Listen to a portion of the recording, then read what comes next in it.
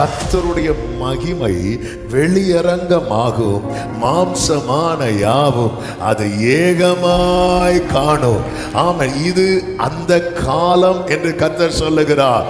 August மாதம் 1ஆம் தேதி காலை வேளையில வசனம் நிறைவேறும் காலம், வசனம் நிறைவேறும் காலம். விதைக்க ஒரு காலம் உண்டு, அறுக்க ஒரு காலம் உண்டு. ஆமென். இத்தனை காலம் என் வாழ்க்கையில விதைத்த பல வசனங்கள் அறுவடை செய்கிற காலம். எப்பொழுது மாறுதல் வரும் என்று போராட்டத்தின் நாளெல்லாம் காத்திருக்கிற சகோதரா, சகோதரி, இந்த வார்த்தையை உண்மையாய் உன் இருதயத்தில் ஏற்றுக்கொள்.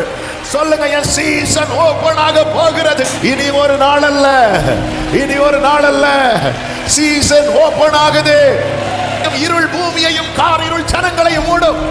ஆனாலும் ஆனாலும் ஆனாலும் காத்திருக்கிற சபையே, காத்திருக்கிற உள்ளமே, உன்மேல் கர்த்தர் உதிப்பார். அவருடைய மகிமை உன்மேல் காணப்படும். ஆமென். இந்த மாதம் கர்த்தர் நமக்கு தந்த தீர்க்க தரிசன வார்த்தை ஏசாயா 60வது அதிகாரத்தின் 2வது வசனத்தை வாசிக்கிறேன். ஏசாயா 60:2. இதோ இருள் பூமியையும் காரிருள் ஜனங்களையும் மூடும், ஆனாலும் உன்மேல் கர்த்தர் உதிப்பார், அவருடைய மகிமை உன்மேல் காணப்படும். ஹல்லேலூயா, ஹல்லேலூயா. ஆனாலும் ஆனாலும் உன்மேல் கர்த்தர் உதிப்பார், அவருடைய மகிமை உன்மேல் காணப்படும். எத்தனை பேர் இதை நம்புறீங்க? விசுவாசத்தோடு உங்க தலை மேல கையை வைத்து சொல்லுங்க, என் மேல் கர்த்தர் உதிப்பார், அவருடைய மகிமை என் மேல் காணப்படும். சத்தமா ஆமென் சொல்லுவோமா? ஹல்லேலூயா. என் மேல் கர்த்தர் உதிப்பார், உன்மேல் கர்த்தர் உதிப்பார், அவருடைய மகிமை. இந்த மகிமை என்பது அது பல விதங்களிலே பார்க்கப்படுகிறது. ஒருவருடைய உயர்வு, கனம், அதற்கு நாம் செலுத்துகிற அந்த மரியாதை இருக்கிறது அல்லவா? எல்லாவற்றிலும் மிகவும் உயர்ந்தவர் நாம் ஆராதிக்கிற தேவன். எனவே அவருக்கு தான் அந்த மகிமையை செலுத்தணும். அவர் தான் அந்த மகிமையை பெற்றுக்கொள்ள பாத்திரராயிருக்கிறார். அவருக்கு மேலே வேறொரு வல்லமை இல்லாததுனால மகிமை முழுவதும் நாம் அவருக்கு கொடுக்கிறோம். அந்த கனத்தை ஆமென் நம்ம கொடுக்கிறோம். ஆராதனையாக, ஸ்தோத்திரமாக, இப்படி பல விதங்களிலே. இன்னொரு விதத்தில் அதை பார்க்கும்போது ஒரு நபருக்குள்ள இருக்கிற அவருடைய மகத்துவங்கள், மேன்மைகள், பலம், இதெல்லாம் வெளிப்படுகிறது. தெரியுமா? புரியும்படி சொல்ல வேண்டுமானால், சூரியன் அப்படின்னு சூரியன் இருக்கிறது. இந்த சூரியனுக்கு ஒரு மகிமை உண்டு. என்ன தெரியுமா? அதனுடைய வெளிச்சம், ஒளி. சூரியனுக்குன்னு ஒரு மகிமை இருக்கிறது. அந்த சூரியனுக்குரிய மகிமை என்ன தெரியுமா? அந்த ஒளி. அது எப்படி எல்லாரும் அனுபவிப்பார்கள், எப்பொழுது அனுபவிப்பார்கள் அப்படின்னா, அது வெளிப்படும் போது. அதுதான் என்ன சொல்லுவோம், சூரிய உதிக்கிறது அப்படிமோ. அந்த சூரியன் அப்படி உதித்து வரும்போது, அதுக்காக ஈவினிங் ஆனதும் லைட்டை ஆஃப் பண்ணிட்டு இருக்காது. ஈவினிங் ஆனதும் நமக்கு அது என்ன செய்யாது தெரியுமா? தெரியாது. நமக்கு தெரியாது. நம்ம என்ன நினச்சிட்டு இருக்கோம், 5 மணிக்கு டியூட்டி முடிஞ்சோம் அது கடலுக்குள்ளே போய் முங்கி இருந்துடும், அப்போ குளிச்சுட்டு காலையில் தான். அப்படி கிடையாது. நமக்கு அது ஈவினிங்க்கு மேலே என்ன செய்யாது, நமக்கு தெரியாது. அதன் அர்த்தம் அந்த சூரியனுக்கு அதுக்கப்புறம் ஒளி இல்லைன்னு அல்ல, நமக்கு அதுக்கப்புறம் அது என்ன செய்யப்படலை, வெளிப்படுத்தப்படவில்லை. அதே நேரம் நாம் இருக்கிற இடத்துல நமக்கு அது வெளிப்படுத்தப்படும் போது ஆமென், அதனால நம்ம பிரகாசப்படைகிறோம். அதனால நமக்கு வெளிச்சம் உண்டாகிறது. அது நம் கண்களுக்கு பிரமிப்பாகவும் இருக்கிறது. இருள் விலகுகிறது. அப்போ சூரியனுக்குன்னு ஒரு மகிமை இருக்கிறது. அதுதான் அதனுடைய ஒளி. ஒரு சிருஷ்டிப்புக்கே இப்படி ஒரு மகிமை இருக்குமானால் அதை சிருஷ்டித்தவருக்கு ஆமென் சொல்லுங்க பார்க்கலாம். கர்த்தருடைய மகிமை என்பது அவருடைய வல்லமை, அவருடைய மகத்துவம், அவருடைய பரிசுத்தம், அவருடைய உண்மை, அவருடைய அன்பு, அவருடைய நீதி, அவருடைய நியாய தீர்ப்பு, அவருடைய கிருபை. இவைகள் எல்லாம் நான் சொன்னது கொஞ்சம். நான் இப்படி சொல்லிட்டு இருந்தேன்னா அது போயிட்டே இருக்கும். இவைகள் எல்லாமே உள் அடங்கினது. இது எல்லாமே யார்கிட்ட இருக்கு அப்படின்னா கர்த்தருக்குள்ள இருக்கிறது. இது யார் யாருக்கு கர்த்தர் காண்பிக்க விரும்புகிறாரோ அவர்களுக்கு இதை கர்த்தர் வெளிப்படுத்துகிறார். ஆமென். இது வெளிப்படும் போது அதை எல்லாரும் காண்கிறார்கள். இதைதான் இயேசு கிறிஸ்து இந்த பூமியிலே வருவதற்கு முன்னாக முன்னறிவிக்கும்படி அனுப்பப்பட்ட யோவான் ஸ்நானன் சொல்லுகிறார். கர்த்தருடைய மகிமை வெளியரங்கமாகும், மாம்சமான யாவும் அது ஏகமாய் காணும். ஆமென். இது அந்த காலம் என்று கர்த்தர் சொல்லுகிறார். ஹல்லேலூயா. ஆமென். இன்னைக்கு கர்த்தர் நமக்கு தருகிற வார்த்தை என்ன அப்படின்னா உன்மேல். ஆமென் சொல்லுங்க பார்க்கலாம். உன்மேல். பாருங்கள், சூரிய உதயம் பார்க்கிறதுக்கு எல்லாரும் எங்க போய் நிப்பாங்க தெரியுமா? கடலுக்குள்ளையா? கடற்கரையில். ஏன்னா அந்த இடத்துல இருந்து தான் அந்த சூரியன் உதிக்கிறது. சூரிய உதயத்துக்கும் கடலுக்கும் சம்பந்தமே கிடையாது. ஆனா அங்க சூரியன் உதிக்கிறதுனால இன்னைக்கும் காலையில் நீங்க கடற்கரை போனீங்கன்னா ஒரு கூட்டம் ஜனங்கள் இருப்பாங்க. அதே போலதான் இங்க சொல்லப்பட்டிருக்கிறது. உதிக்கிற உன் ஒளியின் இடத்துல, உதிக்கிற உன் ஒளியின் இடத்துல ராஜாக்கள். எத்தனை பேர் இதை விசுவாசிக்கிறீங்க? என் வாழ்க்கை அர்த்தம் உள்ளதாய் மாற போகிறது. இத்தனை காலம் காத்திருந்த காத்திருப்பு ஆமென் வீணாக போகவில்லை. சத்தமா ஒரு ஆமென் சொல்லுங்க பார்க்கலாம். ஆமென். ஹல்லேலூயா. 3 காரியங்களை நான் சொல்லும்படி விரும்புகிறேன். இந்த காலை வேளையிலே பேசும்படி பரிசுத்த ஆவியானவர் இடைப்பட்ட 3 காரியங்கள். 1, இது உனக்கான காலம். ஹல்லேலூயா. ஆமா, இது உனக்கான காலம். எழுதுறவங்களுக்காக ஆண்டவரை ஸ்தோத்திரிக்கிறேன். எழுதுறவங்க பிராக்கெட்ல இது எனக்கான காலம்னு எழுதிருங்க. ஹல்லேலூயா. ஆமென். இது உனக்கு எழுத முடியும் அப்படின்னு இருக்கிறவங்க எல்லாம் நீங்க கூடுமான வரையில ஒரு நோட்டு பென்னு கொண்டு வந்துருங்க. அது ஒரு நல்ல பழக்கம். இது உனக்கான காலம். ஆமென் சொல்லுங்க. ஆமென். அதுதான் 1வது வசனம். நம்ம ஆராதனையிலே அதுதான் கேட்டுட்டு இருந்தோம். எழும்பி பிரகாசி, உன் ஒளி வந்தது. அதாவது உனக்கான சீசன் வந்து விட்டது. அல்லேலூயா. நீ மறைந்திருந்தது போதும். நீ ஒளி. எலியாவே நீ போய் உன்னை காண்பி. உனக்கான சீசன் ஓபன் ஆகுது. தேவனை மகிமைப்படுத்துங்கள். Yes yes yes yes. இத்தனை காலம் உன் தீபம் அணையாம பாதுகாத்ததின் நோக்கம். இத்தனை காலம் தீயையும் தண்ணீரையும் நீ கடந்தார். என்னைக்கோ முடிந்து போக வேண்டிய வாழ்க்கை கர்த்தர் முடிந்து போக விடாமல் இனி ஒரு நாள் அல்ல, சீசன் ஓபன் ஆகுது. ஆமென் சொல்லுங்க பார்க்கலாம். உன் ஒளி வந்தது. கர்த்தருடைய மகிமை உன்மேல் உதித்தது. எழும்பி பிரகாசி. எல்லாவற்றுக்கும் ஒவ்வொரு காலம் உண்டென்று வேதம் சொல்லுகிறது. எனவேதான் சங்கீதம் 102:13 சங்கீதக்காரன் இப்படி பாடுகிறார். தேவரீர் எழுந்தருளி சீயோனுக்கு இறங்குவீர். அதற்கு தயை செய்யும் காலமும் அதற்காக குறித்த நேரமும் வந்தது. இது உன் காலம். இதை அறிந்ததனாலதான் தாவீது சொல்லுகிறார், அவர் தீங்கு நாளில் என்னை கூடாரத்தில் மறைத்து என்னை ஒளித்து வைக்கிறார். இன்னொரு இடத்துல சொல்றார், யுத்த நாளில் என் தலையை மூடினீர். தலையை கவர் பண்றார். ஏன் அப்படின்னா ஆண்டவர் ஒரு சீசன் வைத்திருக்கிறார். அந்த சீசனை குறித்து சொல்லப்பட்டிருக்கிறது, அவன் மீதில் அவன் கிரீடம் பூக்கும். அவன். அதனால கர்த்தர் என்ன செய்கிறார் தெரியுமா? யுத்த நாளில் என்ன செய்கிறாரா? தலையை மூடி வைக்கிறார். ஆமென். அதனாலதான் ஏசாயால சொல்லப்பட்டிருக்கிறது, மகிமையானவைகளின் மேலெல்லாம் காவல் உண்டாயிருக்கும். கர்த்தர் இத்தனை காலம் எத்தனையோ கண்ணிகள், எத்தனையோ எதிரான ஆயுதங்கள், எத்தனையோ சோதனைகள், எத்தனையோ ஆபத்துகள், எத்தனையோ விபத்துகள், அதிலெல்லாம் கர்த்தர் கிருபையாய் காத்து இதுவரை கொண்டு வந்ததின் நோக்கம் என்ன தெரியுமா? எழும்பி பிரகாசி. ஓ, உனக்கு தயை செய்யும் காலமும் அதற்காக குறித்த நேரமும் வந்ததே. நல்ல கைகளை தட்டி ஆமென் சொல்லுங்க. ஆண்டவரால செய்ய முடியுமா என்கிற டவுட்டே நமக்கு வரக்கூடாது. என்ன சொன்ன இப்போ? ஆண்டவரால் செய்ய முடியுமா என்கிற டவுட்டே வரக்கூடாது. ஹல்லேலூயா. அந்த சந்தேகமே வரக்கூடாது. அவரை குறித்து எல்லாம் இழந்து திரும்ப எல்லாவற்றையும் அப்படியே இருந்ததை விட 2 மடங்காய் பெற்றுக்கொண்ட ஒரு நபர் வேதத்தில் உண்டு. யார் தெரியுமா? யோபு. யோபு, அந்த யோபு தன் அனுபவத்திலிருந்து சொல்லுகிறார், தேவரீர் சகலத்தையும், எல்லாரும் சொல்லுங்க, சகலவற்றை. யோபு 42:2, நீ சகலத்தையும் செய்ய வல்லவர். சகலத்தையும். ஆண்டவரே, உங்களால முடியாதுன்னு எதுவுமே கிடையாதுப்பா. நீங்க எதையும் செய்வீர்.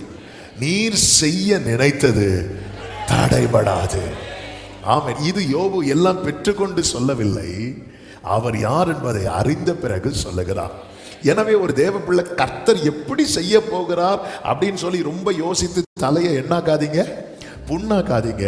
கர்த்தர் செய்வார்னு நம்பி தோதிங்க. அது எப்படிப்பா நடக்கும்? அதெல்லாம் தெரியாது. தேவனால் கூடாத காரியம் ஒன்றும் இல்லை. அதை எக்ஸ்பிளைன் பண்ண உள்ள மரியாளுக்கு போதும் போதும் ஆயிரும். ஆமா, ஃபர்ஸ்ட் சொல்ல ஒரு பரிசுத்தாவி உண்மையில் வரும், உன்னதமானவருடைய பலன் உண்மையில் நிழலிடம் அப்படி சொல்லிட்டு மரியாதை அப்படி பார்த்துட்டு இருக்கிறாங்க. தூதன் பார்த்தார். சிம்பிளா சொல்றேன், தேவனால் கூடாத காரியம் ஒன்றுமே கிடையாது. அப்ப கர்த்தர் செய்வேன்னு சொன்ன வார்த்தை, நம்ப பண்ணின வார்த்தை, அது நிறைவேறும் காலம்தான்.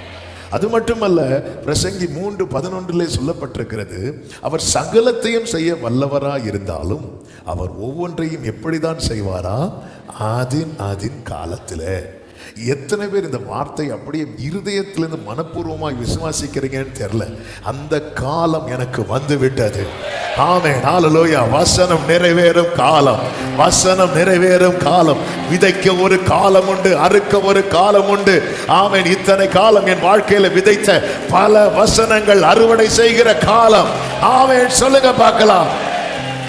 எண்ணாகமம் 23:19 சொல்லப்பட்டிருக்கிறது, அவர் செய்யாமல் இருக்க மாட்டார். ஆமென். சொல்லுங்க பார்க்கலாம். அவர் செய்யாமல் இருக்க மாட்டார், நிச்சயம் செய்வார். ஹல்லேலூயா. நிச்சயமாக. ஆமென். நானாக காத்திருக்கவில்லை, அவரே காத்திருக்க வைத்தார். நானாக காத்திருக்கவில்லை, அவரே காத்திருக்க. கைகளை உயர்த்தி சொன்னதை செய்வார். நிச்சயமாக சாத்தியமாகும், நடந்தே தீரும். சொன்னதை செய்வார். ரகதன ரமசேகரா, நடந்தே தீரும். வானம் பூமி ஒளிந்தாலும் நீரை வேறும். எனக்கு ஒரு காலம் உண்டு. ஆமென். ஹல்லேலூயா. ஒரே என் நேசர் என்னை உயர்த்திடுவார். நல்ல மேய்ச்சல். ஹல்லேலூயா. நல்ல மேய்ச்சல் என் நேசர் என்னை. ஆமென். நல்ல. கைகளை உயர்த்தி ஒரு ஹல்லேலூயா சொல்லுவோமா? நிச்சயமாக செய்வார். செய்யாமல் இருக்க மாட்டார், செய்யாமல் இருக்க மாட்டார்.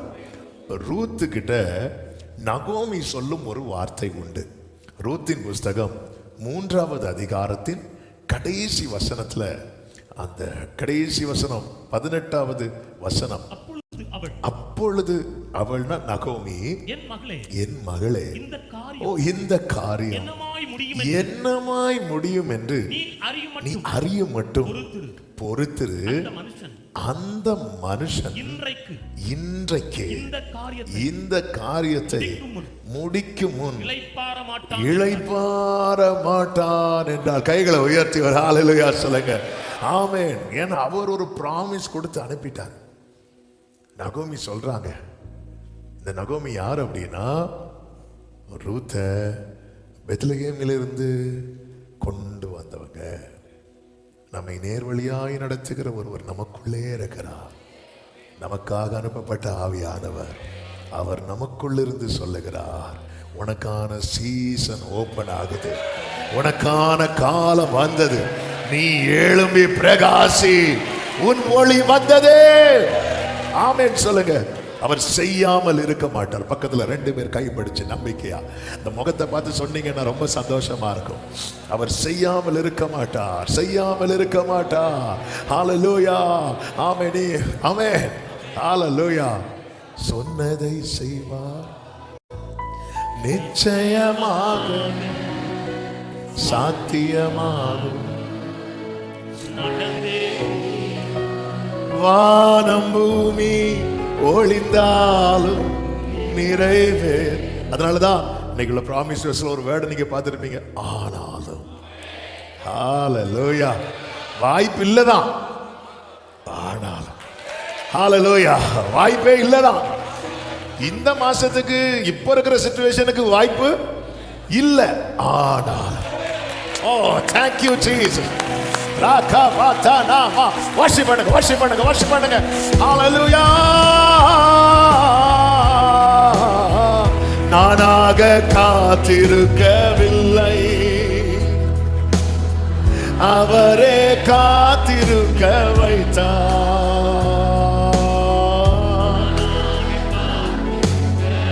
ஆமென். கைகளை உயர்த்தி சொல்வோம், சொன்னதை செய்வார், நிச்சயமாக சாத்தியமாகும், நடந்தே தீரும். சொன்னதை செய்வார், நிச்சயமா நடந்தே. வானம் பூமி, வானம் பூமி ஒளிந்தாலும் நிறைவேறும். ஆமென், ஹல்லேலூயா. அவர் நிச்சயமாக செய்வார். வேதம் இன்னொன்னு சொல்லுகிறது, ஆபகுக்கு 2:3 அது எப்பொழுது விளங்குமா? முடிவிலே விளங்கும். இந்த முடிவிலே விளங்கும்னா என்ன தெரியுமா? எல்லாம் முடிஞ்சதுக்கு அப்புறம் அல்ல, அவருடைய ஒர்க் ஃபினிஷ் ஆகும் தெரியுமா? அப்பொழுது அப்பொழுது அந்த ஒர்க் ஃபினிஷ் ஆகும் போது, அது வரைக்கும் நமக்கு என்ன செய்யாது தெரியுமா? தெரியாது, அது வரைக்கும் தெரியாது. அதனாலதான் யோபு ஒரு வார்த்தையை சொல்லுவார். அந்த வசனத்தை வாசிக்கலாம். யோபு 23:9. யோபு 23:9 யோபு ஒரு வார்த்தையை சொல்லுவார். இந்த வேர்டை எல்லாரும் கவனிக்கணும். இடது புறத்தில் அவர் கிரியை செய்தும் அவரை காணே அப்படிங்கிறார். அது அது அது சரியா சொல்லணும்னா, அவர் இப்ப என்ன செஞ்சிட்டு இருக்கிறாருன்னு தெரியல. ஆனா எனக்கு ஒண்ணு தெரியும். அதே 23:14 சொல்றார், எனக்கு குறித்திருக்கிறதை அவர் நிறைவேற்றுவார். என்ன குறித்திருக்கிறாருன்னு தெரியல, அவர் ஏதோ ஒண்ணு செஞ்சிட்டு இருக்கிறார். அது எப்போ விளங்குமா? முடிவில். யாக்கோபு 5:11 அப்படித்தானே இருக்கும். ஆமை, அவர் கர்த்தருடைய செயலின் முடிவையும். சிலர்லாம் வீடு கட்டும் போது சுத்தி மறைச்சு வைப்பாங்க, உள்ள என்ன கட்டுறதுன்னு தெரியக்கூடாது. ஆனாலும் உள்ள போய் எத்தி பார்த்துட்டு மறைக்காம இருந்தா கூட விட்டுருவோம். உள்ள எத்தி பார்த்துட்டு அப்படி போய் தான் கட்டுறாங்க, அது ரைட்டு தான். ஆனா ஆண்டவர் மறைச்சு வைப்பார். எப்படி மறைச்சு வைப்பாருன்னா, சாத்தான் ஆண்டவர்கிட்ட நிற்கும் போது கேட்கிறார், என் தாசனாக யோபின் மேல் கவனம் வைத்தேன். எப்படி பார்க்க முடிஞ்சுதான்? எங்க முடியுது? நீங்க அவனையா மறைக்கிறீங்க. மொத்த யோபுக்கு என்னெல்லாம் உண்டோ எல்லாத்தையும் சுத்தி வேலி, சரியான வேலி. அதனாலதான் உள்ள நடக்கிறதெல்லாம் என்ன செயலா இருக்கும் தெரியுமா? ரகசிய செயலா இருக்கும். இதுதான் யோபு சொல்றாரு, அந்த ரகசிய செயலை கூடாரத்தில் இருந்துச்சு, இப்போ எனக்கு அந்த வேலி போயிட்டே, வேலி போயிட்டு இப்போ இன்னும் நடக்குது. இங்கே தும்முனா கூட ஊருக்கே தெரியுது. ஹல்லேலூயா. ஆமென். ரகசிய செயல் கூடாரத்தில் இப்ப சொல்றார், இப்ப வேற ஏதோ பண்ணிட்டு இருக்கிறார். ஏன்னா இடிச்சிட்டாரு, என்ன அழிக்கல, என்ன இடிச்சிட்டாருன்னா இடிச்சும் அழிக்கலன்னா வேற ஒண்ணு கட்டிட்டு இருக்கிறார். அதுதான் யோபு சொல்றார், எனக்கு ஜீவனை தந்ததும் அல்லாமல் அதை ஏன் பாராட்டணும்? சொன்னதை செய்வார். கைகளை உயர்த்தி ஒரு நிமிஷம். சாத்தியமாகும், நடந்தே தீரும், நடந்தே தீரும், சொன்னதை செய்வார்.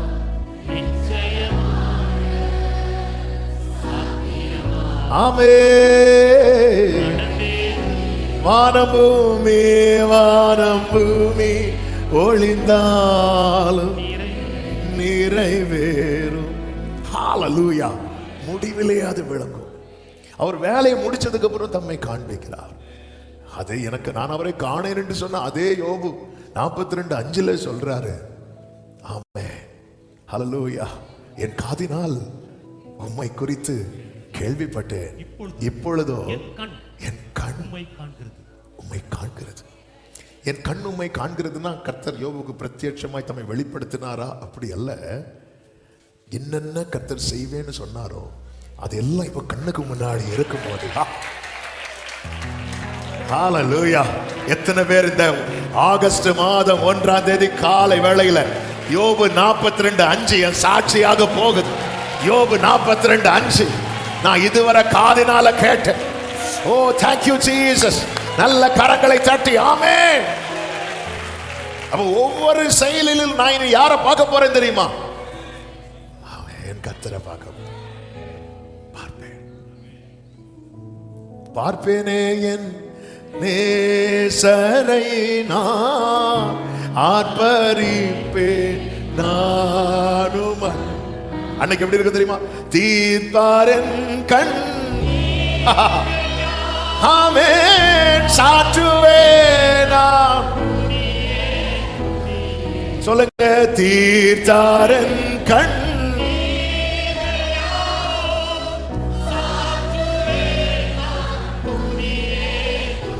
இது உனக்கான காலம், இது எனக்கான காலம். ஆமென். எப்பொழுது மாறுதல் வரும் என்று போராட்டத்தின் நாளெல்லாம் காத்திருக்கிற சகோதரா சகோதரி, இந்த வார்த்தையை உண்மையாய் உன் இருதயத்தில் ஏற்றுக்கொள். சொல்லுங்க, என் சீசன் ஓபன் ஆக போகிறது. Worship Him. குறித்த காலம், அந்த குறித்த காலம் இதோ சீயோனுக்கு இறங்கி நீர் அதற்கு குறித்த காலம் வந்தது, குறித்த காலம் வந்தது. முடிவிலே அது விளங்கும். நீ காத்திரு, காத்திரு. ஒரு நாள் ராத்திரி நேரத்தில் ஒரு சில காரியங்களுக்காக ஜெபம் பண்ணிட்டு இருக்கும் போதுதான் இந்த வார்த்தைகளை வாயில கொடுத்தார். நானாக காத்திருக்கல, நீங்க தான் காத்திருக்க வச்சு. நானாக காத்திருக்கல. இப்படி பாடிட்டு இருக்கும் போதே தேவ பிரசனம் அப்படி இறங்கிட்டு உடனே வாயில இருந்து சொன்னதை செய்வா. நானா காத்திருக்கலன்னு நான் பாட்டுக்கு எழுதல, புலம்புனது. அவர் என் புலம்பலை ஆனந்த களிப்பாய், உன் புலம்பல் ஆனந்த களிப்பாய் மாறும் வேளை. ஹல்லேலூயா. முடிவிலே அது விளங்கும். வேதம் சொல்லுகிறது, அது பொய் சொல்லாது, அது பொய் சொல்லாது.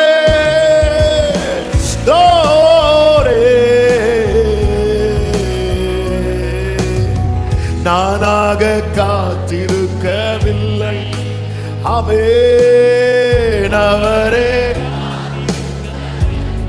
ஹல்லேலூயா. நானாக அவரே.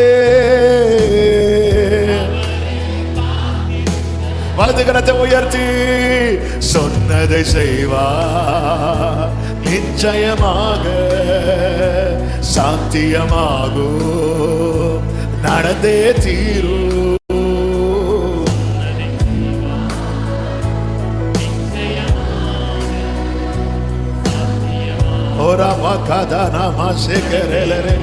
ஒரே சத்தமாய் வானம் பூமி ஒளிந்தாலும் நிறைவேறும்.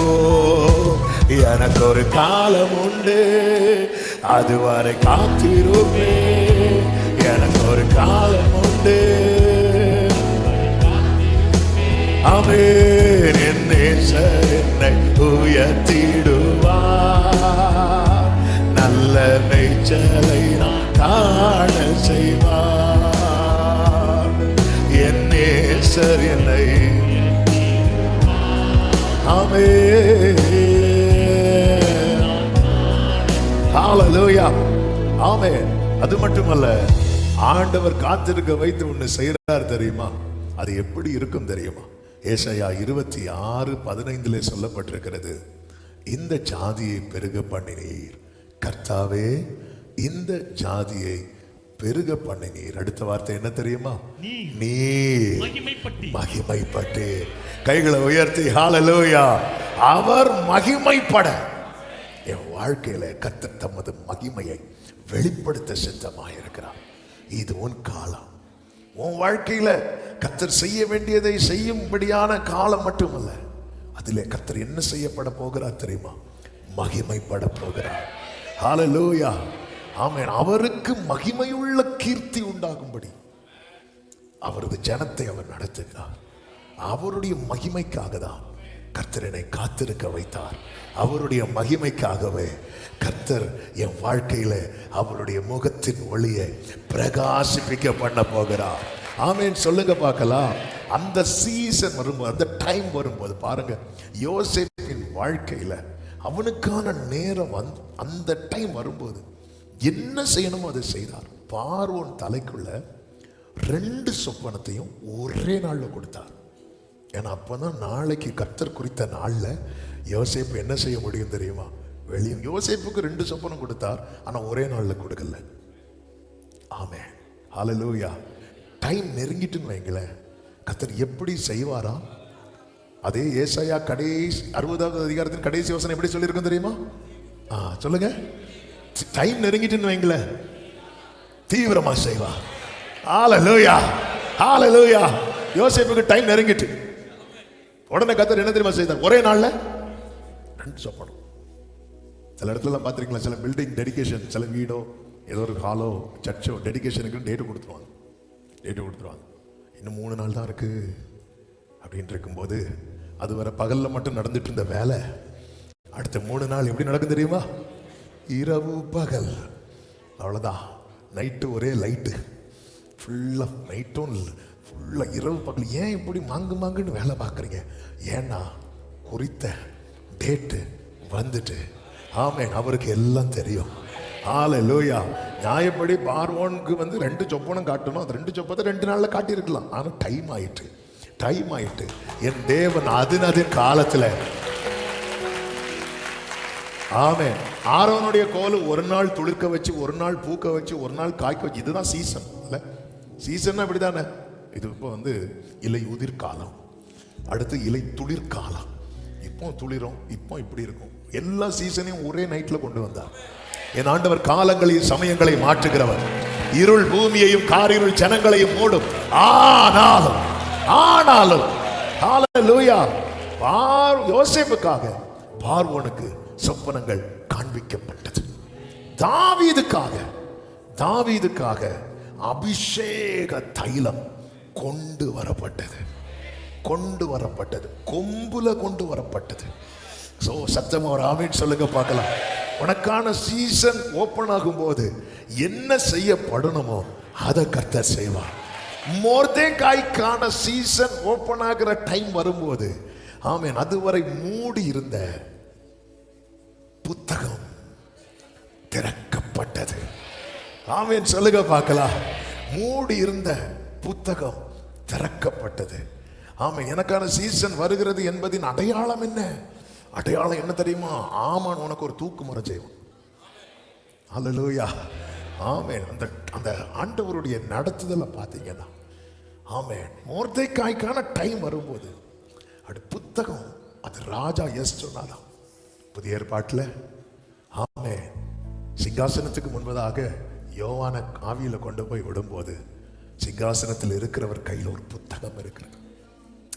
இதை யாராலையும் திறக்க முடியலன்னு பார்க்கும்போது இவன் என்ன செய்தானா? மிகவும் அழுதானா. ஓன்னு அழ ஆரம்பிச்சான்.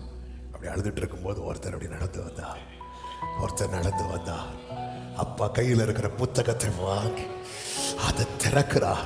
உன் கண்ணீருக்கெல்லாம் முற்றுப்புள்ளி. என்னை குறித்து அவருடைய புத்தகத்தில் எழுதப்பட்டிருக்கிறது. புத்தகம் திறக்கப்படும் வேளை நல்ல கைகளை சட்டி ஊடா கரமா ஹதரமா. யோவான் ஸ்நானனை குறித்து வேதம் சொல்லுகிறது. அவன் தாயின் வயிற்றில் இருக்கும் போதே பரிசுத்த ஆவியினால் நிறைந்தவனாயிருந்தான். அப்படி நிறைந்தவனுக்கு காத்திருப்பின் காலத்தின் வாழ்க்கை எங்கே தீர்மானிக்கப்பட்டது என்றால் வனாந்திரத்தில். லூக்கா சுவிசேஷம் 1வது அதிகாரத்தின் கடைசி வசனத்திலே இப்படி சொல்லப்பட்டிருக்கிறது. ஒன்று கடைசி, அந்த பிள்ளை வளர்ந்து ஆவியிலே பலம் கொண்டு, 1:80 ஆவியிலே பலன் கொண்டு இஸ்ரவேலுக்கு தன்னை காண்பிக்கும் நாள் வரைக்கும் வனாந்திரங்களில். அதன் அர்த்தம் என்ன தெரியுமா? தன்னை காண்பிக்கும் நாள் வரைக்கும் அப்படின்னா இந்த யோவான யாருக்குமே தெரியாது. ஆமென். அதுக்கப்புறம் எலிசபெத் சகரியா உயிரோடு இருந்திருப்பாங்களான்னு தெரியல. ஏன்னா ஏற்கனவே அவங்க வயசான. ஒருவேளை உயிரோடு இருந்திருந்தா கேட்டிருப்பாங்க, என்னங்க உங்க பிள்ளை காணவே இல்லை? அது என் பிள்ளை வனாந்திரத்தில் இருக்கிறான் சொல்லுவாங்களா? ஃபாரின்ல இருக்கிறான் சொல்ற மாதிரியாது இது சொல்லவும் முடியாது. ஆமென். அதனால என்னமோ ஆண்டவர் தூக்கிட்டு போயிட்டார். நீ அதை இதையும் சொல்லி, ஏற்கனவே சகரியா அதை இதையும் சொல்லி வாய அடைச்சிட்டார். நான் கேட்கவே இல்லை அவர்கிட்ட. அவரா தந்துட்டு ஆளை காணவே, எதுக்கு நீ வந்து மேலே வா தூக்கிட்டு போயிட்டார். தன்னை காணும். இது வரைக்கும் இவனுக்கு என்ன ஆச்சு? இவன் அட்ரஸ் எங்க? அட்ரஸ் இல்லாதவன், முகவரி இல்லாதவன் வனாந்திரத்தில் இருந்தான். நான் ஜெனிப்பித்தவர் கைவிடலை. லூக்கா 3வது அதிகாரத்தில் எனக்கு ரொம்ப பிடிச்ச வசனத்தில் ஒன்று. அது என்ன அப்படின்னா, அதனுடைய 2வது வசனத்தை நீங்க பார்த்தீங்கன்னா, அன்னாவும் காய்பாவும் பிரதான ஆசாரியராயும் இருந்த காலத்தில். அன்னா காய்பா பிரதான ஆசாரியர் அப்படின்னா அவங்க எங்க இருப்பாங்க தெரியுமா? ஆலயத்தில். நம்மால் எங்க இருக்கிறார்? வனாந்திரத்தில். ஆனா யோவானுக்கான சீசன் வந்த போது வனாந்திரத்திலே தேவனுடைய வார்த்தை உண்டாயிற்று. இருக்கிற இடத்துல, வனாந்திரத்துல, உன் வாழ்க்கை வனாந்திரமானாலும் வார்த்தை உண்டாகும். எப்பொழுது யோவானுக்கு வார்த்தை உண்டாச்சோ, அதுக்கப்புறம் அண்ணா கைபாவை தேடி ஜனங்க போகல, யோவானை தேடி.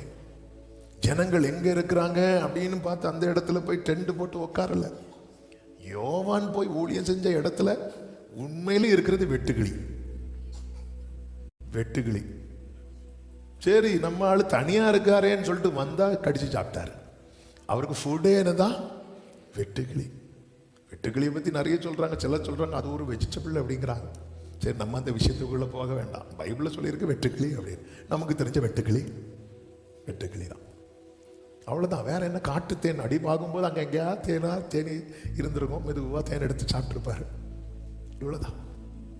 இதுக்கு மேல ஆனா அது வேர்டு ஓப்பன் ஆனதும், ஐயோ நான் இப்போ பார்த்து வனாந்திரத்தில் மாட்டிட்டேனே, நான் மட்டும் சிட்டியில் இருந்திருந்தா இப்போ பெரிய சர்ச்சு கட்டியிருக்கலாமே, நான் இங்கே மாட்டிட்டேனேன்னு ஃபீல் பண்ணல.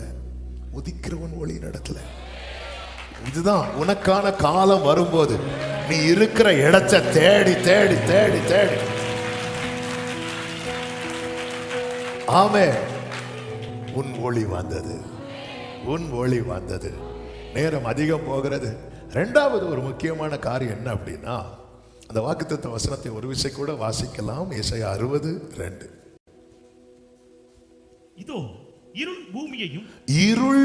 பூமியையும் காரிருள் ஜனங்களையும் மூடும், ஆனாலும் உன்மேல் உதிப்பார். 2வதாக இன்னைக்கு நாம் அறிந்து கொள்ள வேண்டிய காரியம், நமக்கான சீசனை கர்த்தர் ஓபன் பண்ணும்போது இருளுக்கு உன்மேல் அதிகாரம் இல்லை. சத்தமா ஆமென் சொல்லுங்க. இருளுக்கு உன்மேல். இது டைட்டிலுக்காக நீங்க பிராக்கெட்ல எப்படி எழுதலாம் அல்லது டைரக்டா எப்படி எழுதலாம்? இருளுக்கு இனி, அந்த இனியை போட்டுருங்க. இனி என் மேல் அதிகாரம் இல்லை. இதை அறிக்கை பண்ணுங்க பார்க்கலாம். இருளுக்கு இனி என் மேல் அதிகாரம் இல்லை. சத்தமா ஆமென் சொல்லுங்க.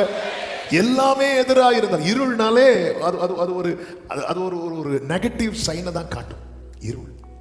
இருள்னால அதுல எதுவுமே தெரியாது. ஈவன் வாசல் இருந்தாலும் நமக்கு தெரியாது. அதாவது எது எங்க இருக்குன்னு நமக்கு நல்லா தெரிஞ்சாலும் கரண்ட் போச்சுன்னா நம்ம ஒரே தாளம் தான். கையில 2 தவில கொடுத்தா நல்ல சவுண்ட் வரும். அப்படிதான் நம்ம என்னதான் இங்கதான் இருக்கும் போன், நமக்கு சும்மாவே கை அப்படியே இருக்கிற இடத்துல கரண்ட் போகணும்னு இங்கே தள்ளிட்டு இருக்கும். இதான் இருள், இருளுடைய அதிகாரம். ஹல்லேலூயா. இந்த இருளுக்கு ஆமென். என் பாதையெல்லாம் அந்தகாரம் சூழ்ந்தாலும் வாழ்க்கை முடிந்தது, மறுவாழ்வு இல்லை என்றாலும், என் பாதையெல்லாம் அந்தகாரம் சூழ்ந்தாலும் வாழ்க்கை முடிந்தது, மறுவாழ்வு இல்லை என்றாலும், ஆமென். என்னை தேற்றுவதற்கு நம்புவேன்,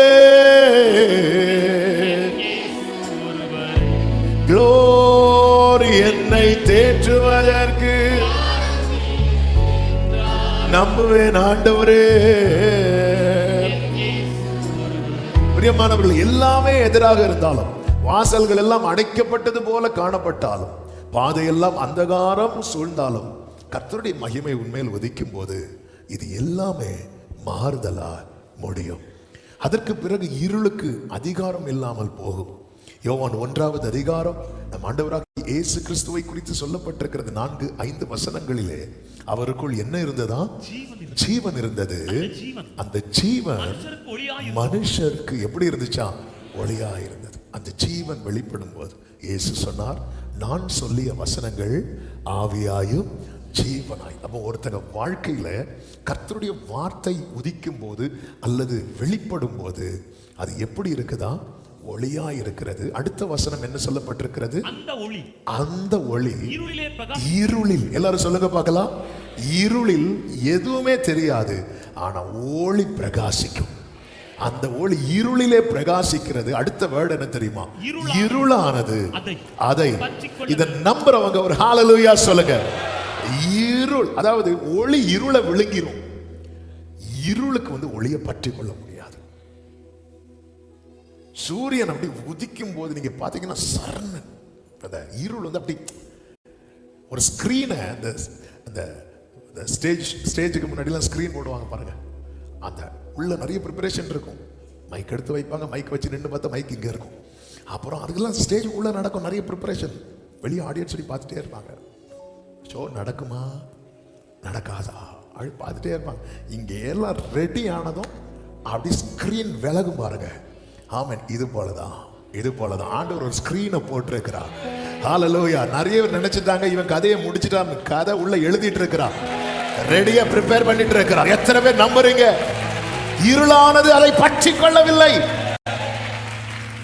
யோசேப்புக்கான சீசன் வந்தபோது பார்வோனுக்கு சொப்பனங்கள் காண்பிக்கப்பட்டது. ஓகே, சொப்பனங்கள் காண்பிக்கப்பட்டது. அந்த நேரத்தில் யோசேப்பின் கை கால்களில் என்ன போடப்பட்டிருந்தது தெரியுமா? விலங்குகள். ஆனா எப்பொழுது அந்த ஒளி வந்ததோ அதன் பிறகு வேதம் சொல்லுகிறது 105வது சங்கீதம் அதனுடைய 18, 19, 20 வசனங்களிலே வாசியுங்கள். அவன் கால்களை விலங்கு போட்டு, என்ன வேர்டு பாத்தீங்களா? ஆமென். விலங்கு போட்டு ஒடுக்கினார்கள். அவன் பிராணன் இரும்பில் அடைப்பட்டிருந்தது. கர்த்தருடைய வார்த்தை நிறைவேறும் அளவும் அவருடைய வசனம், அப்ப வார்த்தை நிறைவேறும் அளவும் தான் இந்த விலங்குகள்னா இந்த சங்கிலிகள்லாம் அவனை சுத்தி இருக்கிறது. வார்த்தை நிறைவேறும் வரைதான். பக்கத்துல முடிஞ்சா 2 பேர் கை, வார்த்தை நிறைவேறது வரதான். அவன் அந்த வேர்டு நிறைவேறும் போது அவன் பிராணன் எப்படி இருந்துச்சா? இரும்பில் அடைபட்டிருந்துச்சு. அவன் மட்டும் இங்கே இருந்திருந்தான்னு நடந்திருக்கும். அவன் இல்லை, என்ன பண்றதுக்கு? இப்படி சொல்ல முடியாது. அதான் அந்த இருளுக்கு அதிகாரம் இல்லை. 19வது வசனத்தில் சொல்லப்பட்டிருக்கிறது, 20 அந்த வார்த்தை நிறைவேற அந்த சீசன் வந்தபோது ராஜா ஆள் அனுப்பி அவனை கட்டு அவிழ்க்க சொன்னான். அதன் பிறகு யோசேப்பு கட்டப்பட்டானா? இல்ல, யோசேப்பு கட்டி வச்சான். ஹல்லேலூயா. அதிகாரம் அதுக்கப்புறம் அவன் கையில. ஆமென். எத்தனை பேர் நம்புறீங்க? சில வாழ்க்கையில் இப்படிப்பட்ட இந்த இருளின் அதிகாரம் இருக்கிறது. என்ன பண்ணாலும் எழும்ப முடியாதனால என் பிராணன் அடைபட்டு இருக்கிறது. சில சொல்லுவாங்க, என் உயிரை நான் கையில பிடிச்சிட்டு இருக்கிறேன் அப்படிமா. பிராணன் அடைபட்டு இருக்கிறது. ஒரு ரட்சிக்கப்பட்ட தேவ பிள்ளை, தெரிந்தெடுக்கப்பட்ட தேவ பிள்ளை, தேவ திட்டத்துக்கு உட்பட்ட தேவ பிள்ளை ஒரு காரியத்தை நம்பணும். இந்த இந்த இந்த அடைப்பட்ட நிலை வார்த்தை நிறைவேறும் வரைதான். அது நிறைவேறும் போது எப்படி பவுல் சீலா கை கால்களில் இருந்த விலங்குகள் கலண்டு விழுந்ததோ, ஓ தேங்க்யூ ஜீசஸ். யோசேப்புக்கு ராஜா ஆள் அனுப்புனான். பவுல் சீலாவுக்கு யார் அனுப்புனா? ஒருத்தர் இல்லைன்னு கலங்காதீங்க. பரத்திலிருந்து வர வல்லமை கர்த்தர் தூதனை அனுப்புவார். ஆமென் சொல்லுங்க பார்க்கலாம். ஹல்லேலூயா. சங்கிலிகள்லாம் கலண்டு விழுந்துச்சு. அந்த ஒளி வந்த போது இப்படி விலங்கிடப்பட்டு சிறையில் அடைக்கப்பட்ட ஒரு நபர் உண்டு புதிய ஏற்பாட்டில். யார் சொல்லுங்க பார்க்கலாம்? நிறைய பேர் உண்டு, கரெக்ட் தான். அதுல முக்கியமான ஒருத்தர் உண்டு. நம்மால் தான் எங்க போனாலும் தூங்குவார். நம்மால் சொன்னோன்னா சொல்றீங்க பாருங்க. பேதுரு, அவரது 4 அடுக்குக்குள்ள அவரை போட்டு அடைச்சி வச்சுட்டாங்க. அதுவும் எப்படி அடைச்சி வச்சாங்கன்னா விலங்கு போட்டு. அப்போஸ்தலர் 12வது அதிகாரத்தின் 7வது வசனத்தில் சொல்லப்பட்டிருக்கிறது, அப்பொழுது கர்த்தருடைய தூதன் அங்கே வந்து நின்றான். அறையிலே வெளிச்சம் பிரகாசித்தது. அவன் பேதுருவை விலாவிலே தட்டி சீக்கிரமாய் எழுந்திரு என்று அவனை எழுப்பினான். உடனே சங்கிலிகள் அவன் கைகளில் இருந்து சத்தமா ஒரு ஆமென் சொல்லுங்க. அவருடைய ஒளி வரும்போது உன் குடும்பத்துல கட்டுகள் இருக்காது. எல்லா பாவ கட்டுகள், சாப கட்டுகள், தரித்திர கட்டுகள், பலவீன கட்டுகள், போராட்டத்தின் கட்டுகள், பிரிவினையின் கட்டுகள் இயேசு கிறிஸ்துவின் நாமத்திலே அது உடனே உடனே உடனே உடனே நல்ல கைகளை சட்டி ஹalleluya. ஆமென். ஹalleluya. சிறைச்சாலை அடைப்பதில்லை, சங்கிலிகள் நிரந்தரமில்லை, உந்த நாமம். ஆமென். சிறைச்சாலை அடைப்பதில்லை,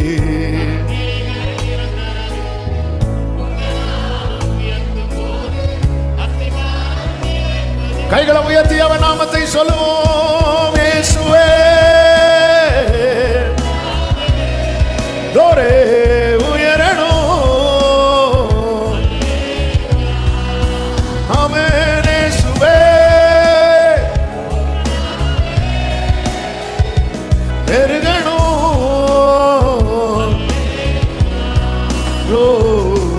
உங்க நாமம் உயரணும், இன்று மேன்மை அடையணும். பாடுவே பாடுவோம். கைகளை அசைத்து ஹalleluya ஹalleluya ஹalleluya ஹalleluya. ஆமென். யாவே ஹalleluya.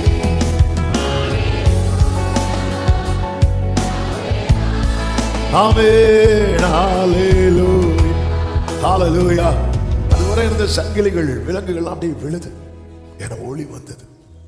தாவீது வாழ்க்கையில தாவீதுக்கான அந்த சீசன் ஓபன் ஆகும்போது ஒவ்வொரு கட்டத்தில் தாவீது சொல்லும் சில வார்த்தைகள் உண்டு. என் நாட்கள் சாய்ந்து போகிற நிழலை போல இருக்கிறது. 102:11 சொல்லுகிறார். புல்லை போல உலர்ந்து போனேன், புல்லை போல நான் உலர்ந்துட்டு போறேன். 71:10 சொல்றார், என் சத்துருக்கள் எனக்கு விரோதமாய் பேசுறாங்க. என்ன பேசுறாங்க? 11 தேவன் அவனை கைவிட்டார், தேவன் அவனை கைவிட்டார். ஆண்டவர் கைவிடலைன்னா இதுக்கு முன்னாடி அவன் செட்டில் ஆகிருப்பான்ல அவன் லைஃப்ல. ஆண்டவர் அவனை கைவிட்டார். 31:12 சொல்லுகிறான், செத்தவனை போல எல்லாராலும் முழுவதும் மறக்கப்பட்டேன். இப்படிப்பட்ட சூழ்நிலையில அவன் தீபம் அடைஞ்சிடக்கூடாது என்பதில் அவன் ரொம்ப கவனமா இருந்தான். இப்படிப்பட்ட சூழ்நிலையில உலகத்தான் வந்து ஒரு சாவை நோக்கி புறப்படும் போது ரட்சிக்கப்பட்ட தேவ பிள்ளை வாழ்வை நோக்கி காத்திருப்பான். அதுதான் சொல்கிறேன், ஆத்துமாவே நீ ஏன் கலங்குற? தேவனை நோக்கி காத்திரு, தேவனை நோக்கி காத்திரு. தாவீதுக்கான சீசன் வந்த போது கர்த்தர் எல்லா டோர்ஸையும் ஓபன் பண்ணி கொடுத்தார். காட்டிலிருந்து வீட்டுக்கு வரான், வீட்டிலிருந்து யுத்த களத்துக்கு போறான், யுத்த களத்திலிருந்து எருசலேமுக்கு வரான். அவனுடைய வேலை வந்தபோது அரண்மனையில் சிங்காசனத்தில் அவன் போய் உட்காருகிறான். ஹல்லேலூயா. அவனை துரத்த நினைச்சவனுடைய அவன் குடும்பத்தை விட்டு கிருபை விலகினது. தாவீதின் கூடாரம் விழுந்தாலும் திரும்ப தூக்கி எடுத்து நிறுத்துகிறான். உனக்கான வேலை வரும்போது இருள் பூமியையும் காரிருள் ஜனங்களையும் மூடும். ஆனாலும் அதுதான் சொல்லப்படுகிறது, ஆமென். சங்கீதம் 91 அது எழுதினதை குறித்து நிறைய பேர் எழுதினதா ஒவ்வொருத்தரும் ஒவ்வொரு சூழ்நிலையில சொல்றாங்க. சிலர் என்ன சொல்றாங்கன்னா அது தாவீது சாலமோனை வச்சு சொன்னது, எனக்கு அடைக்கலமா இருக்கிற கர்த்தரை உனக்கு தாபரமா. அதனால இது யாரு சொல்லியிருக்க வாய்ப்பு இருக்கிறது என்றால் தாவீது சாலமோனுக்கு. நம்ம இப்போ அந்த ஆர்கியூமெண்ட்டுக்கு போகலை. ஆமென். அப்படி சொல்லும்போது அதில் ஒரு வார்த்தை இருக்கும். இங்கே பாரு, கர்த்தர் உன்னை வச்சிருக்கிறார்னா உன் பக்கத்தில் 1000 விழுவாங்க, உன் வலது புறத்தில் 10,000 விழுவாங்க. அது ஒன்று அணுகாது. ஏன் தெரியுமா? மகிமையானவைகளுக்கு மேலெல்லாம் காவல் உண்டாயிருக்கும். இருள் பூமியையும் காரிருள் ஜனங்களையும் மூடும். உனக்கான அந்த வேலை வரும்போது இருளுக்கு உன்மேல் அதிகாரம் இல்லை. இயேசு கிறிஸ்து சொன்னார், இது இது இது அந்தகாரத்தின் வேலையா இருக்கிறது.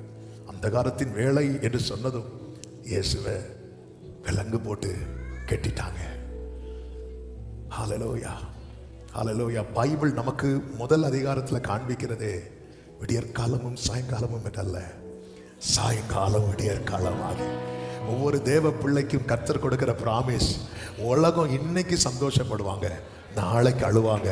ஆனா ஓன் துக்கம். ஹல்லேலூயா, ஹல்லேலூயா. எல்லாரும் சொல்லுங்க, என் சாயங்காலம் விடியற்காலம் ஆகும். ஒரு சாயங்காலம், அதுக்கப்புறம் அது ராக்காலம், அதன் பிறகு விடியற்காலம். இயேசுவை போட்டு கெட்டிட்டாங்க. இயேசு மேல கை போட்டாங்க. இயேசுவை பிடிச்சு அரைஞ்சாங்க, கல்லறையில் அடைச்சாங்க. கல்லறையும் கல்லால மூடி சங்கிலியால சுத்தி ஒரு 15 ரூபா பூட்டையும் போட்டு ராஜாக்க சீலை அடிச்சாங்க.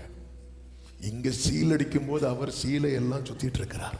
அதாவது அவரை அவர் அங்க எல்லாம் ரெடி பண்ணி வச்சுட்டு அந்த வேதம் சொல்லுகிறது பொழுது விடிந்து வருகையில் அப்படின்னு இருக்கும். அந்த விடியற் காலம் வரும்போது கல்லறையில இருக்கிற சங்கில தெரிக்குது. கர்த்தருடைய மகிமை வெளிப்படும் போது அந்த உயிர் தெளிந்தவரை நான் ஆராதிக்கிறேன். நிச்சயமாய் சொல்ல முடியும், இருள் பூமியையும் காரிருள் ஜனங்களையும் மூடும். ஆனாலும் ஆனாலும் ஆனாலும் காத்திருக்கிற சபையே, காத்திருக்கிற உள்ளமே, உன்மேல் கர்த்தர் உதிப்பார். அவருடைய மகிமை உண்மையில் காணப்படும். அவருடைய மகிமை உண்மையில் காணப்படும். ஹல்லேலூயா. மோர்தெகாய் பாருங்க, அவன் மேல ஒரு அதிகாரம், இருளின் அதிகாரம் இருந்தது. அந்த அதிகாரத்துக்கு பேர் என்ன தெரியுமா? ஆமா. அந்த இருளின் அதிகாரத்தினுடைய உச்சம் என்ன தெரியுமா? தூக்கு மரத்தை செஞ்சு அதுல மோர்தெகாய் தூக்கி போடுறதுக்காக ராஜா கிட்ட பேசுறதுக்கு வரான். பேசுறதுக்கு வந்தவன் ராஜா கிட்ட பேசுறான். இந்த ஒரு மேட்டர் பேசல. என்ன பேசிட்டு இருக்க? ராஜா கனம் பண்ண விரும்புகிறவனுக்கு என்ன செய்யப்படும்? ஆமான்னு சொல்றான். என்ன இல்லாமல் வேற. சில நேரத்தில் சத்ருவை தூக்குறதே அடிக்கிறது தான். அவன் மட்டும் ஆமாம் இங்கே பாரு, மோர்தெகாய்க்கு நான் கனம் பண்ணணும்னு நினைக்கிறேன். அது எப்படி பண்ணலாம் நீ சொல்லு. இப்படி சொல்லியிருக்கணும்ல. இப்படி சொல்லியிருந்தா அவன் சொல்லியிருக்கலாம், ராஜாவே அவனை என் கூட 2 நாள் தங்க வைங்க, வேற மாதிரி கொண்டு போயிருப்பாங்க. இது அப்படியெல்லாம் ஒண்ணுமே கிடையாது. ஹல்லேலூயா, ஹல்லேலூயா, ஹல்லேலூயா. மோசையை வச்சு ஏண்டவர், பார்வனை வச்சு ஏண்டவரே இப்படி ஒரு சட்டம் போட்டீங்க? அவன் 40 வருஷம் அந்த வீட்டில் வளரட்டும். அது 40 வருஷம் அந்த வீட்டில் வளரட்டும். அங்கே வளர்ந்து அவனுக்கு நிறைய கோச்சிங் கிடைக்கும், நிறைய ட்ரைனிங் கிடைக்கும். ஆமென். அதனால தான் இல்லை, மோசைக்கு 40 வயசுல தான் ஆண்டவரே உங்கள் சீசன் வருது, அதுவரை விட்டுருக்கலாம். இல்லை அவன் அங்கே இருக்கட்டும். ஆமென். அவனுக்கு நிறைய தெரியும். இல்லாட்டா பார்வனுக்கு முன்னாடி எல்லாம் நிற்க மாட்டான். ஆமென். ஆண்டவர் அந்த அந்தகாரத்தின் வேலை இருக்கிறது அல்லவா, அத போராட்டத்தின் காலம் என்று யோபு சொல்லுகிறார். வாய்க்கல அந்த இருளுக்கு அதுக்கு மேல அது புத்தகம் திறந்துட்டா இருளுக்கு அதிகாரம் கிடையாது. புத்தகம் திறந்தாலே ஒளி வந்துட்டுன்னு அர்த்தம். எத்தனை பேர் நம்புறீங்க? ஆமென். புத்தகம் திறக்கப்படுகிறது, புத்தகம் திறக்கப்படுகிறது. ஆமென் சொல்லுங்க பார்க்கலாம். இஸ்ரவேலரும் எகிப்தியரும் பார்த்தீங்கன்னா, இஸ்ரவேலர்கள் எகிப்திலிருந்து புறப்பட்டு சிவந்த சமுத்திரத்துக்கு முன்னாக வந்தாச்சு. அங்க யார் வாரா அவங்களுக்கு பின்னாடி துரத்திட்டுனா பார்வோனும் சேனையும் வராங்க. அப்பொழுது ஒரு அந்தகாரம் உண்டாகிறது. ஆனால் அக்கினி ஸ்தம்பம் இஸ்ரவேலருக்கு என்ன உண்டாக்கிட்டா? யாத்திராகமம் 14:20 சொல்லப்பட்டிருக்கிறது, அது எகிப்தியரின் சேனையும் இஸ்ரவேலின் சேனையும் ஒன்றோடொன்று சேராதபடி அவைகளின் நடுவில் வந்தது. எகிப்தியருக்கு அது மேகமும் அந்த ஏன்னா அது அவங்க சீசன் ஓவர். எல்லாரும் சொல்லுங்க, பார்வோன் சீசன் ஓவர். சொல்லுங்க சத்தமா. ஆமா, கோலியாத் சீசன் ஓவர். ஆமான் சீசன் ஓவர். இது கர்த்தர் எனக்கு குறித்த காலம், எனக்கு குறித்த காலம். இது செட்டைகளை விரிக்கும் காலம், இது உயர பறக்கும் காலம். கர்த்தருக்கு காத்திருக்கிறவர்கள் புது பலனை அடைந்து கழுகுகளை போல செட்டைகளை அடித்து உயர உயர உயர உயர மேலே உயரே உயரே உயரே நான் பறப்பேன். உயரே ஓ உயரே உயரே. ஹல்லேலூயா. அந்த அடையாளத்தை தான் கர்த்தர் மோசேயை கொண்டு செய்வார். ஆமென். அந்த மோசேயை கோலை போட வச்சு எடுக்க வைக்கிறதெல்லாம் அந்த அடையாளத்தை வெளிப்படுத்த. மோசே கோலை போட்டாச்சு, என்ன ஆகுது? பாம்பு. பாம்புனாலே எகிப்து தான். இப்போ நீ எடு மோசே, அது உன் கையில கோலாகும். அது உன் கையில என்னவா இனி இருக்கா தெரியுமா? பாம்பு. இது உன் கையில கோலை. அது அந்த அதிகாரத்தை நான் உன் கையில கொடுத்துட்டேன். இனி நீ தான் எகிப்துல என்ன நடக்கணும் நடக்கக்கூடாதுன்னு நீ டிசைட் பண்ணணும். இதுவரை அவன் தானே டிசைட் பண்ணிட்டு இருந்தான். அவன் டிசைட் பண்ணதுனால உன் வேலைக்கு சம்பளம் கிடைக்கல. இப்போ அந்த அதிகாரம் உன் கையில வந்துட்டா. போய் கேளு. போய் கேட்டாங்க, பொண்ணு பொருள் எல்லாத்தையும் கொடுத்துட்டாங்க. அவர் வடக்கை நோக்கி கொடு என்றும் தெற்கை நோக்கி வைத்திராதே என்று சொல்லுகிறவர். ஹல்லேலூயா, ஹல்லேலூயா. இன்னைக்கு அதிகாரம் இருளின் கையில இருக்கிறது, நம்ம பிரயாசத்துக்கு பலன் இல்லாமல் போகிறது. ஆமென். இந்த சீசன் அப்படியே மாறுகிறது. எகிப்தியருக்கு அது மேகமும் அந்தகாரமாய் இருந்தது. ஆனா இஸ்ரவேலருக்கோ அது இரவை. இருள் ஜனங்களையும் காரிருள், இருள் பூமியையும் காரிருள் ஜனங்களையும் மூடும். ஆனாலும் ஆமென். அப்ப அந்த இருளுக்கு இந்த ஒளியை என்ன செய்ய முடியல? பற்றி கொள்ள முடியவில்லை. இஸ்ரவேலருக்கு அது ஒளியா இருந்ததுனால மோசே தன் கையை சமுத்திரத்தில் நீட்டுறான். அப்பொழுது கர்த்தர் ராம் முழுவதும் பலத்த கீழ் காட்டினான். சமுத்திரம் ஒதுங்கும்படி செய்து அது வறண்டு போக பண்ணினார். ஜலம் பிளந்தது. அப்போ எல்லா இடத்துல இருள் இருக்கும்போது என் மேல் அந்த ஒளியை கர்த்தர் உதிக்க பண்ணும் போது யாராலும் கிரகிக்க முடியாத ஒரு டோர் எனக்காக ஓபன் ஆகும். இருளுக்கு இனி அதிகாரம் இல்லை. இயேசு கிறிஸ்துவின் நாமத்தில், இயேசு கிறிஸ்துவின் நாமத்தில் ஒரு புதிய வாசல், ஒரு புதிய பாதை, ஒரு புதிய வழியை கர்த்தர் கிருபையாய் திறப்பாராக. ரா முழுவதும் அந்த காற்று அடிக்கிறது. ரா முழுவதும் அந்த காற்று அடிக்கிறது. அது திறக்கப்படுவதை உன் கண்கள் காண போகிறது. ஆமென் சொல்லுங்க பார்க்கலாம். ஆமென். இது உனக்கான காலம். இருளுக்கு இனி உண்மையில் அதிகாரம் இல்லை. மூன்றாவது ஒரு முக்கியமான காரியத்தை சொல்லி நம்ம ஜெபிக்க போகிறோம். ஏசாயா 60 எடுத்துக்கொள்ளுங்கள். இந்த ஏசாயா 60 நீங்க திரும்ப திரும்ப திரும்ப திரும்ப வாசிங்க. சரியா? ஆமென். இன்னைக்கே வீட்டில் போய் வாசிங்க, நல்லா வாசிங்க. ஆமென். ஆண்டவர் உங்களுக்குன்னே எழுதி வச்சது மாதிரி இருக்கும். நான் அதை படிக்கும் போதெல்லாம் எனக்குன்னே எழுதி வச்சிருக்கிறார். எப்படி சொல்றீங்க? கடைசியில் போட்டார்ல, சின்னவன் 1000 சிறியவன் பலத்த ஜாதியமாவா. ஆமென் சொல்லுங்க பார்க்கலாம். சியோன்னு பேசிட்டு ஃபுல்லா சியோன் சியோன் இருக்கும் நிறைய இடத்துல. 60 இல்லை, அதுக்கு முன்னாடி எல்லாம் சியோன் சொல்லி சொல்லி கடைசியில் சின்னவன் முடிச்சுட்டாங்க. பார்த்தீங்களா? ஆமென். யாராண்டவரே சியோன்னு சொல்லும்போது சின்னவனே நீ தான். சின்னவன் 1000 ஆகும். அப்போ நீங்க ஏசாயா படிங்க, உங்களுக்குன்னே எழுதி வச்சிருப்பார். எதை படிச்சாலும் அப்படிதான் இருக்கும். 54 படிச்சு பார்த்தா எனக்குன்னே இருக்கும். ஆமென். ஹல்லேலூயா. எல்லாம் நமக்குன்னு இருக்கான எல்லாம் படிக்க மாட்டோம். ஹல்லேலூயா. படித்தா பிறகு ட்ராக்கு மாற்ற வேண்டியிருக்கும். அதனால மெதுவாக ஆண்டவரே போகிறோம். இந்த இடம் எவ்வளவு பயங்கரமாக இருக்கு. ஆண்டவர் இடமா கேட்க வந்தார். யாக்கோபே உன்னை பற்றி கேட்கல வந்தார். யாக்கோபு பெத்தேல்ல இடத்தை பற்றி சொன்னான். யாபோ கற்றின் கரையில் அவனை பற்றி சொன்னான். நீங்கள் வேற எதை பற்றி பேசினாலும் மாற்றம் வராது. உங்களை பற்றி சொல்லுங்க, மாற்றம் வரும். ஆண்டவர்கிட்ட, ஆண்டவரே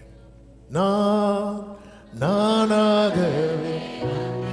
இந்த ஆகஸ்ட் பிரேயர்ல ஆண்டவர் என்கிட்ட உங்ககிட்ட எதிர்பார்க்கறது அவ்வளவு. நீ யாரு, நான் யாரோ அதை அவர்கிட்ட காட்டு. இவ்வளவுதானா? அப்படி காண்பிக்கணும். அப்பா நான் விசுவாசிக்கிறேன். ஆகலையே அவிசுவாசம். இதான் பாடா, நான் விசுவாசிக்கிறேன். திடீர்னு பார்த்து ஒரு அவிசுவாசம் வருது. இதான் நான். இந்த விஷயத்துல என்னால் இருக்க முடியுது, இந்த விஷயத்துல இருக்க முடியல. இதான் நான். இப்படி காட்டுங்க. கட்ட தீவிரமாய் செய்வா. ஆமே. மூணாவது ஒரு முக்கியமான காரியம் என்ன தெரியுமா? நீ தேவனுடைய பாதஸ்தானமாக மாறு.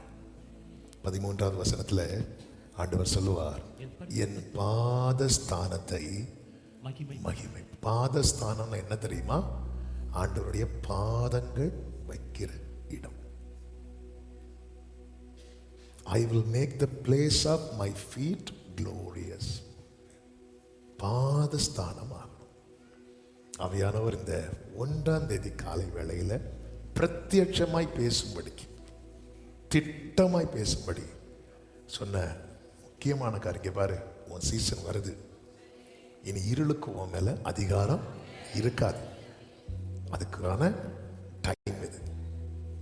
ஆனா என் பாதஸ்தானமா நீ இருக்கணும். ஏன்னா உன் மேல உதிக்க போகிறது தூதனின் ஒளி அல்ல, கர்த்தரின் மகிமை. இப்ப பாருங்க, இந்த இருளின் அதிகார நேரத்துல இயேசு ஒரு வார்த்தையை சொல்ல தெரியுமா? பிசாசுக்கு என்னிடத்தில் ஒன்றுமில்லை. இதான் ரொம்ப முக்கியம். அப்ப தேவனுடைய பாதஸ்தானமாய் மாறணும். யாத்திராகமம் 25:8 பிரித்தெடுக்கப்பட்ட ஜனங்களை கானானுக்குள்ள கொண்டு போகிறார். அப்பொழுது மோசே கிட்ட நிறைய காரியங்களை சொல்லும் போது ஒரு முக்கியமான காரியத்தை சொல்லுகிறார். அவர்கள் நடுவிலே நான் வாசம் பண்ண எனக்கு ஒரு பரிசுத்த ஸ்தலத்தை உண்டாக்குவார்களாக என்று சொல்லுகிறார். அவர் விரும்புகிறார். சியோனை விரும்பி தெரிந்தெடுத்து அதை வாசஸ்தலமாகும்படி விரும்பினார் என்று சங்கீதம் 132:13 சொல்ல. அவர் விரும்புகிறார். அப்ப இதெல்லாம் செய்ய விரும்புகிறார். இப்போ இதெல்லாம் செய்யறதுக்கு அவருடைய பாதஸ்தானமாய் நான் மாறணும். அதுக்கு தான் அவர் என்ன செய்கிறார்? வாசற்படியில் நின்று கதவை தட்டுகிறேன். நான் விரும்பி ஏற்றுக்கொள்ளாமல் அவர் எனக்குள்ள வரவே மாட்டார். அவர் பூட்டி அறைக்குள்ளும் போக வல்லமை உள்ளவர். ஆனால் சகையவே, நீ இறங்கி வந்தேன்னா நான் வீட்டில் தங்குறேன், நான் விரும்புகிறேன் சகையவே அப்படி சொன்னதும் சகை சரன்னு இறங்குற மரத்தில் இறங்கி கூட்டிட்டு போகும்போது பார்க்குறான், அவர் பாதம் வைக்கிற இடம் மாதிரி என் வீடு இல்லையே. ஏன் மேட் இல்லையா? வீடு ஃபுல்லாக என்னெல்லாம் வாங்கி வச்சுட்டு வந்துடல. ஐயோ, அவருடைய பாதஸ்தானமா அவன் நின்று என்று பைபிளில் இருக்கும். அவன் நின்று ஆண்டவரை பார்த்து, ஆண்டவரே அநியாயமாக யார்ட்டையா வாங்கினா நான் நாளத்தினையா திரும்ப கொடுத்துறேன், ஆஸ்தியில் பாதியை நான் ஏழைக்கு கொடுத்துறேன். அவன் கிளீன் பண்ணுறான். அவருடைய பாதஸ்தானமாக மாறணும்னா இருதயத்தில் இருக்கிற அந்த அழுக்கை, அந்த கரையை நீக்கி போடணும். ஆண்டவர் பிரசன்னத்தில் நம்ம அறிக்கையிடும் போதே அந்த தேவ பிரசனம் நம்மை தொடும். இந்த தடையாய் நிற்கிற பருவதெல்லாம் அப்படி மெழுகு போல. இந்த 1ஆம் தேதி காலையில் நம்முடைய பிரதான ஜெபம் எதுவாக இருக்கணும் தெரியுமா? என்னை உம்முடைய பாதஸ்தானமாக்கும், என்னை உம்முடைய பாதஸ்தானமாக்கும். கர்த்தர் நம்மை ஆலயமாய் தெரிந்தெடுத்திருக்கிறார். என் பாதஸ்தானத்தை, யோசேப்புக்கு சீசன் ஓப்பன் ஆச்சு. அவன் அவருடைய பாதஸ்தானமானான். என்ன செய்தான்? பாவத்துக்கு விலகி ஓடினான். தாவீதுக்கு சீசன் ஓப்பன் ஆகும் போது காரியம் எல்லாம் நடந்தது. தாவீது அவருடைய பாதஸ்தானமானான். என்ன செய்தான்? பழி வாங்குதலுக்கு விலகி ஓடினான். இந்த பழி வாங்குதலுக்கு மனசுல ஒண்ணு வச்சுட்டு அடிக்கிறது, அதுக்கு விலகி ஓடினான். ஒவ்வொரு தேவம் மொர்தெக்காய் அவருடைய பாதஸ்தானமானான். என்ன செய்தான்? அந்நிய நமஸ்காரம் அவன் செய்யல. அந்நிய வழிபாடுக்கு விலகி ஓடுறான். என்ன வேணாலும் செய்யலாம், ராஜாவுக்கு உண்மையா இருப்போம், எல்லாம் இருப்போம். ஆனா தேவனுக்கு கொடுக்கிற மகிமைய ஆமானுக்கோ வேற ஒண்ணுக்கோ கொடுக்கிறது நோ நோ நோ. அந்நிய வழிபாடுக்கு விலகி ஓடுதல், பாவத்துக்கு விலகி ஓடுதல், பழி வாங்குதலுக்கு விலகி ஓடுதல். ஒரு தேவ பிள்ளை, ஆமே நான் பாவத்தை விட மாட்டேன், ஏன் ஒளி வந்தது, ஏன் ஒளி வந்ததுன்னா நீங்களே டார்ச் அடிச்சு பார்த்துட்டு போயிட வேண்டியதான். ஆமே, ஒளிக்கும் இருளுக்கும் சம்பந்தம் ஏது? சம்பந்தம் ஏது? ஆமே, அவருக்கு நீங்க உண்மையா இடம் கொடுத்தா உங்க வாழ்க்கையின் ஆழத்தில் இருக்கிற இருள் கூட அகற்றப்படும். ஆமேன் சொல்லுங்க பார்க்கலாம், சத்தமா ஆமேன் சொல்லுங்க. பாதஸ்தானமாகும். மனசுல ஏதாவது கசப்போ வெறுப்போ வைராக்கியம் இருந்த ஆண்டவர் சமூகத்தில் அதை விட்டுறணும். ஆண்டவர் சமூகத்தில் அவருடைய பாதஸ்தானமாக. ஆமா, வேற தேவனுக்கு கொடுக்கிற மகிமையை வேற எந்த ஒரு நபருக்கோ எதுக்குமே கொடுக்க கூடாது. ஆமே, நம்ம கொண்டாடுறது ஜீசஸை மட்டும்தான் இருக்கணும். ஒரு ஆமேன்னு சொல்லுங்க. எத்தனை பேர் நான் அவருடைய பாதஸ்தானம்? ஆண்டவர் சொல்றாரு, என் பாதஸ்தானத்தை மகிமைப்படுத்துவேன். உன்மேல் கர்த்தர் உதிப்பார் சொல்லிட்டு எப்படி சொல்ல, என் பாதஸ்தானம், எனக்கு யார்கிட்ட இடம் இருக்குதோ அவனை மகிமைப்படுத்தும் வேளை வந்தது. கைகளை உயர்த்தி ஆவே. இப்போ நம்ம ஜெபம் பண்ண போறோம். ஒரு 5 நிமிஷம் முடிந்தால் முழங்கால் படியிட்டு அல்லது எழுந்து நின்று உங்களுக்கு எப்படி வசதியோ. ஆண்டவரே, அந்த சீசன் ஓப்பன் ஆகிற டைம்ல நான் சொதப்பிடக்கூடாதப்பா. உம்முடைய பாதஸ்தானமாய் குயவனே குய படைப்பேன் களிமண்ணா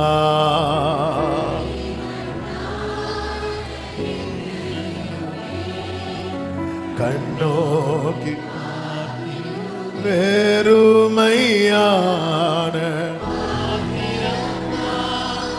வேறுத்து தள்ளாமல் நீரம்பி வழியோ.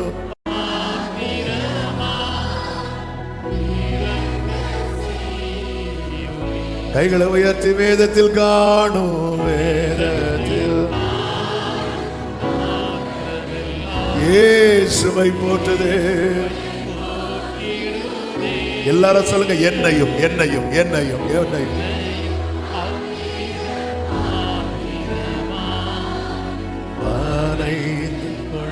அப்படியே வலது கரத்தை உயர்த்தி இடது கரத்தை இருதயத்தில் வைத்து உம்முடைய பாதஸ்தானமாய் நீர் கட்டி எழுப்பும், நீர் கட்டி எழுப்பும்.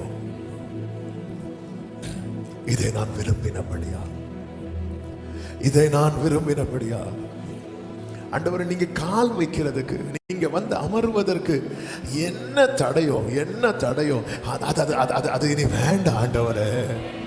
யோசேப்பை மாதிரி பாவத்துக்கு விலக, தாவீதை மாதிரி பழி வாங்குதலுக்கு விலக, ஆண்டவரே மொர்தெகாய் மாறி அந்நிய வழிபாடுக்கு விலக எனக்கு கிருபை தாரோ. என்னை உம்முடைய பாதஸ்தானமாக்கும், என்னை உம்முடைய பாதஸ்தானமா, என்னை உம்முடைய அப்படியே 2 கைகளை உயர்த்தி கண்களை ஏறெடுத்து என்னை உம்முடைய பாதஸ்தானமா, எனக்குள்ளே எனக்குள்ளே எனக்குள்ளே நீர் செயலாற்றி மகிழ்வீராக. ஆண்டவரே, எனக்கு வெளியே உங்களை விட்டு என் வாசலை தட்ட வச்சது போதும். அவன் இந்த சீசனை யாரும் மிஸ் பண்ணிடக்கூடாது, ஒருவர் கூட.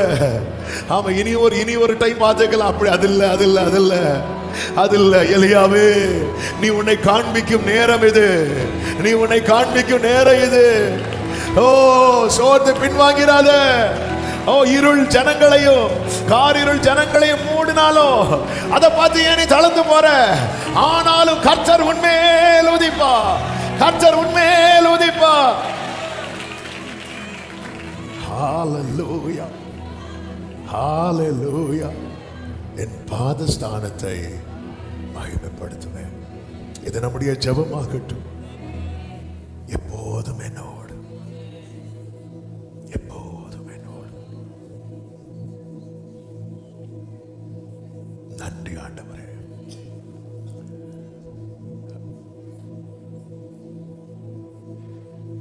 சொன்னதை செய்வார் Jesus.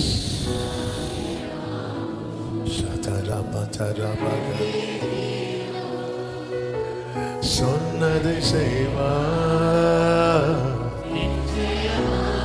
ரத்துனலமகே ரபதர சதனரபலபரபதர வானம் பூமி ஒளிந்தாலும் நம்புவே,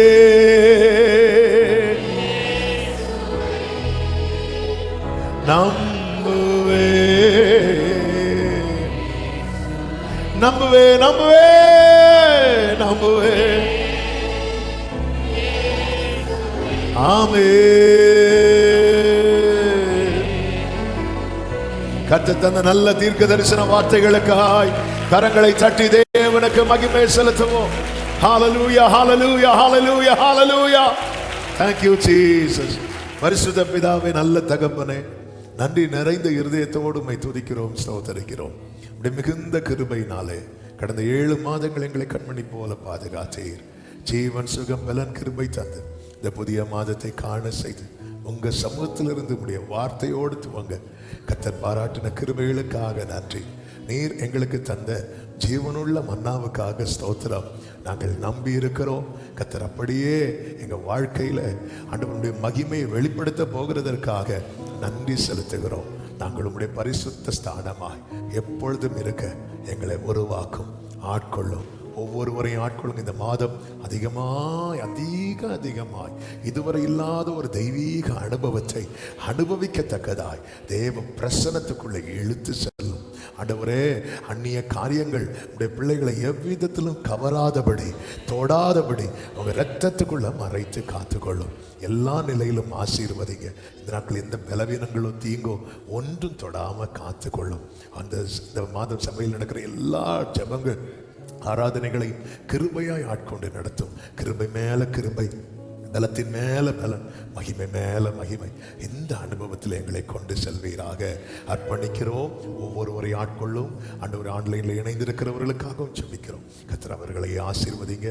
தேவ சமாதான கிருபை பெருகட்டும். உடைய பிள்ளைகளை சமாதானத்தோடு அனுப்பி சாட்சியாய் கொண்டு வரும். நாங்கள் நீர் தந்த வார்த்தைகளை நம்பி ஏற்றுக்கொள்ளுகிறோம்.